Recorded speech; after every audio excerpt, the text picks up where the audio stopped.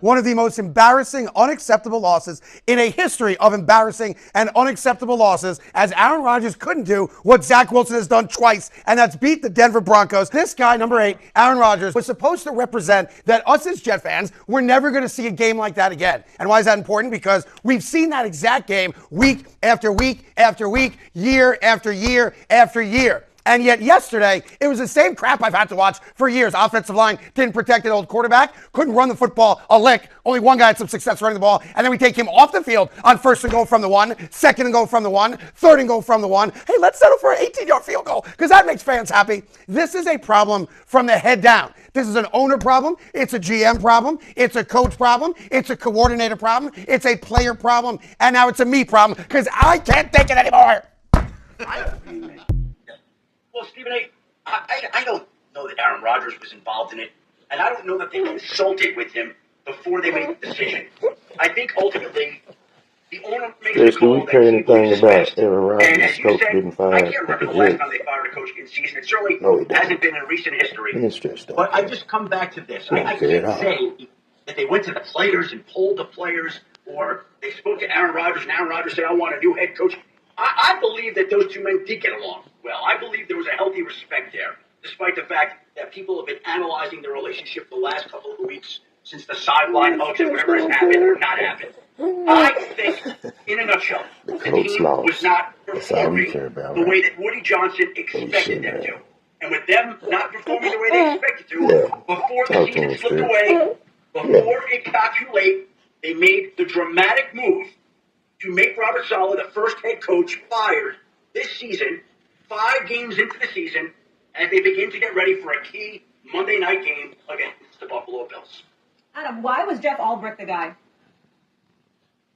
Well, Jeff Ulbrich is considered one of the brighter coaching I'm going to candidates. explain to you guys what it's like to be a Jets fan, and I'm going to use a non-sports analogy for anyone that doesn't like sports. Okay, so being a Jets fan is like, let's say you really like orange juice. You've loved orange juice ever since you were a kid. Your favorite thing to do on Sundays is just sit down and have a nice glass of orange juice. But because you grew up in a certain region, you have to drink a certain brand of orange juice. And the problem with this brand of orange juice is that it makes you crap your pants and want to die every single time that you drink it. It's literally the worst product of any orange juice on earth. It might even be the worst product in all of juice.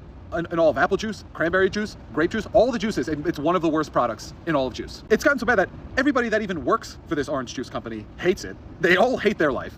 It'll take people that used to be good at making orange juice that then come to this orange juice company and now they're terrible at making orange juice. It ruins the life of everybody that touches this orange juice. And then your life just becomes a cycle of every Sunday you go, I'm not drinking it this Sunday. I'm not doing it. Like why do I continue to do this to myself?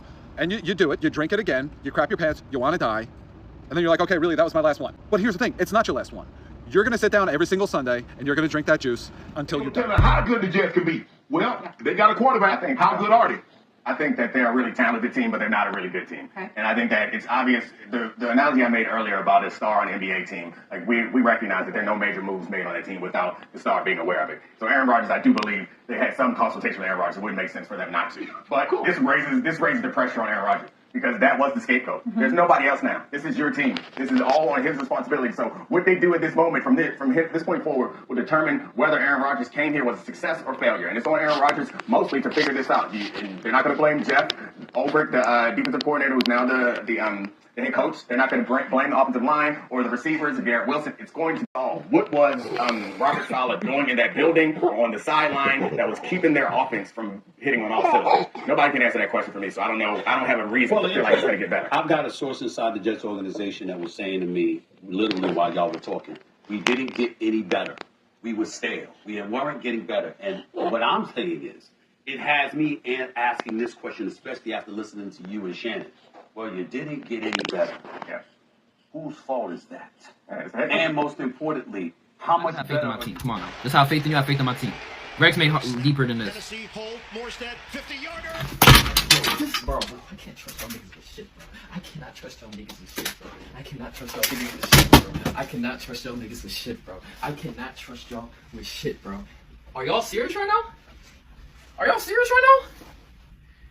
That's the measuring stick, because we look at Aaron Rodgers in that category as far as the talent. Now, I don't think people think that Tom Brady was a winner. Peyton Manning completely changed the fortune of the Denver Broncos. They went to the playoffs every year. He went to the Super Bowl twice, won one. He was a league MVP. He has the record, 55 touchdowns, over 5,400 yards passing. That's what Aaron is up against. Is those two guys left their teams, they went to new teams, and it completely changed their fortunes.